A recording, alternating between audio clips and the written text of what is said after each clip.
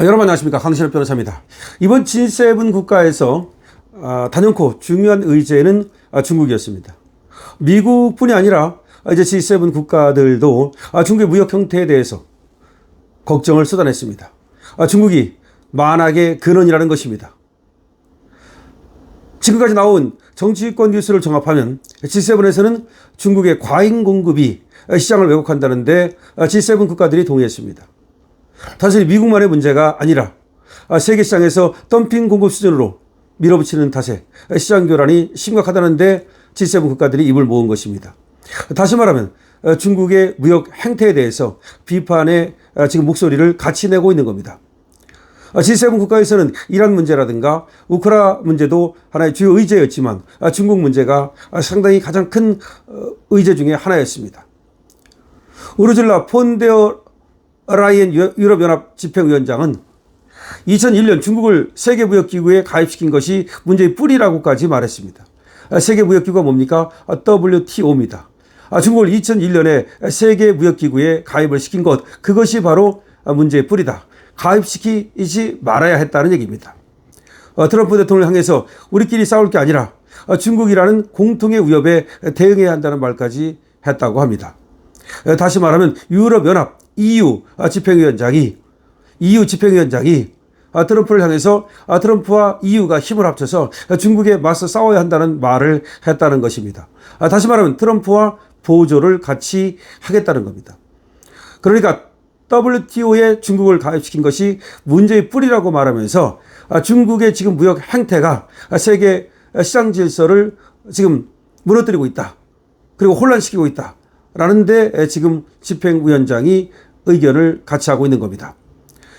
폰데어 라이엔 집행위원장은 협력 상대끼리 다툴 게 아니라 에너지를 우리 모두를 위협하는 실질적인 도전에 대응하는 쪽으로 모아야 한다면서 도널드 당신이 옳았다. 정말 심각한 문제다. 이제 G7 유럽 국가들도 트럼프 당신이 옳았다. 당신이 지금 중국에 대해서 관세를 매긴다든지 중국의 저 덤핑에 대해서 문제를 삼고 있는데 당신의 말이 옳다라고 트럼프 편을 지지하고 나선 겁니다. 그동안에 말이죠. 세계 여러 나라들은, 특히 유럽 나라들은 트럼프가 지나치다. 트럼프가 중국을 대하는 것도 지나치다라는 생각을 갖고 있었죠. 하지만 알고 보니까 정말 문제는 중국이었다. 트럼프가 아니었다라는 것이죠. 중국은 지적재산권 보호막을 약화하면서 막대한 규모의 보조금으로 전 세계 제조업과 공급망에 대한 지배력을 키워왔다. 중국이 말이죠. 지적재산권 보호막을 약화시키면서, 그러니까 지적재산권이라고 하는 것이 보호되어야 하는 것인데 중국은 그걸 갖다가 그야말로 살살 옆으로 피해 나가고 또 이걸 약화시키면서 막대한 규모의 보조금으로, 다시 말하면 정부에서 보조금을 주는 거죠. 어디에? 기업에. 그러면서 전 세계 제조업과 공급망에 대한 지배력을 키워왔다. 이것은 시장 경쟁이 아니라 의도적인 시장 왜곡이다. 무슨 말이냐면요. 지금 중국이 공정한 경쟁을 하지 않는다는 겁니다. 그리고 지적재산권도 충분히 보호되어야 하잖아요. 근데 이런 거 안 하고 어떻게 합니까? 몰래 훔쳐갑니다.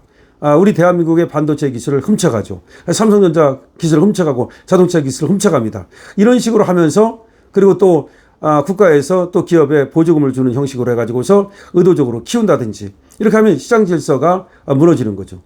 또 경기 침체 속에 정부 보조금으로 가격을 낮춘 제품을 과잉 생산해서 세계 시장에 쏟아내면서 차이나 쇼크를 일으켰다. 바로 그겁니다. 정부가 도와줘가지고서 물건을 만들고 그 물건을 싼 값으로 전 세계 시장에 쏟아 부으면, 그러면 다른 나라들은 이 중국산 제품 때문에, 이 덤핑 때문에 물건을 팔아 볼 수가 없죠.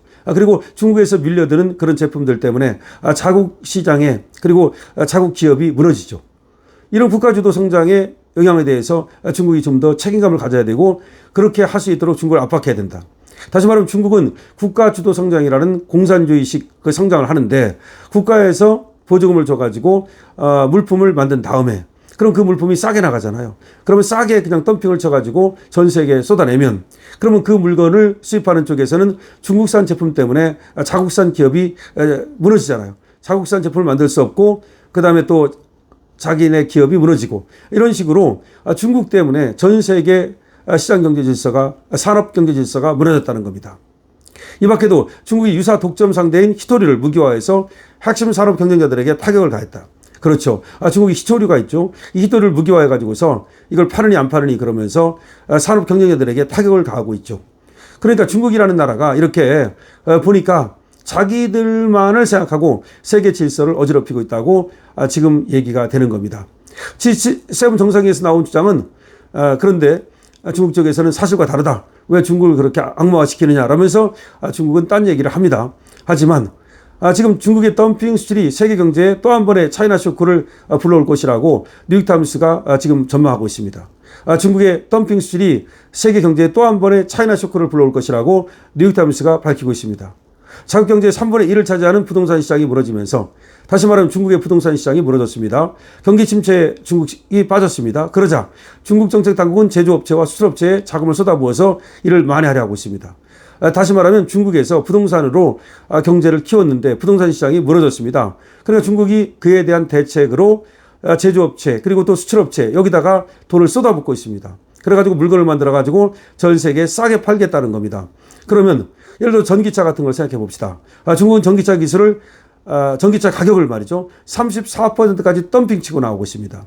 지금 전기차가 전 세계적으로 이제 앞으로 쓰게 될 텐데 중국이 전기차를 만들어 가지고 덤핑을 친단 말입니다. 그렇게 되면은 전기차를 만드는 다른 나라들은 중국 때문에 사실상 엄청난 경제적 쇼크가 오죠. 이 차이나 쇼크가 지금 바로 시작되고 있다라고 그렇게 또 경고를 하고 있습니다.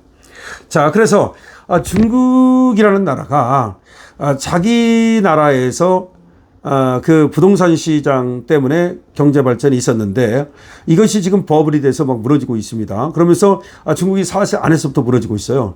이걸 막기 위해서 이제 방법밖에 없다. 제조업, 수출을 이것밖에 없다. 그래서 물건을 막 만듭니다. 근데 나라에서 보조를 해줍니다. 그래가지고서 이 물건을 싸게 지금 세계 시장에 내놓습니다. 그럼 다른 나라에서 어떻게 할까요?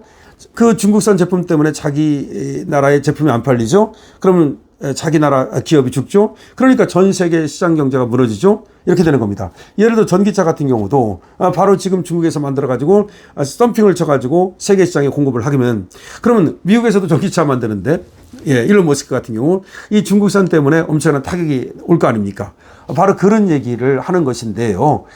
결국은 트럼프가 옳았다라고 G7 국가들마저도 유럽 국가들마저도 지금 사실상 트럼프 편을 들고 있습니다. 중국이라는 나라가 정말 여러 가지로 세계 경제 시장 질서를 무너뜨리고 있다라고 하는데 지금 유럽 국가들도 동의하고 트럼프와 보조를 맞추기 시작한 겁니다. 자, 이렇게 되면 중국은 앞으로 이제 더 고립되게 될 겁니다. 그리고 중국은 그걸 만회하기 위해서 또 어떤 다른 그런 뭐 수를 쓸지도 모릅니다. 그런데 문제는 말이죠. 중국과 우리나라의 경제 이 관계가 굉장히 밀접합니다. 그래서 중국이 무너지는 것도 우리한테 굉장한 타격이 될 것이고 중국이 또 무너지지 않고 계속해서 우리나라한테 싸게 물건을 막 밀어내는 것도 우리한테 또 마이너스가 될 것이고 결국 중국 경제가 어떻게 되는지에 따라서 우리 한국 경제가 큰 또 영향을 받기 때문에 우리로서는 유럽 국가들보다도 더 신경이 쓰이는 부분입니다. 그런데 분명한 건 말이죠. 우리가 중국에 대한 의존도를 낮춰가야 됩니다.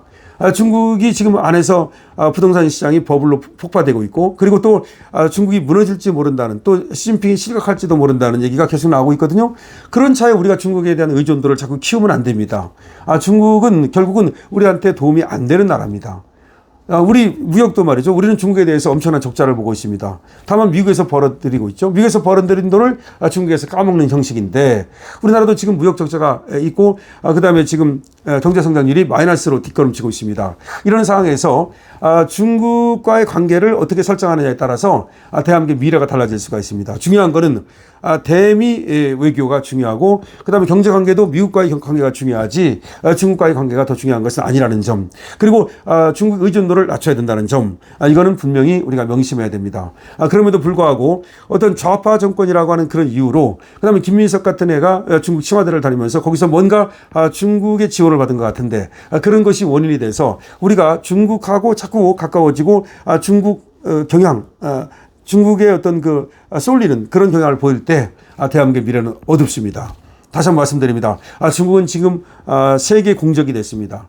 대한민국이 중국 편을 들다가는 우리 대한민국마저도 세계 공적이 될 수 있습니다.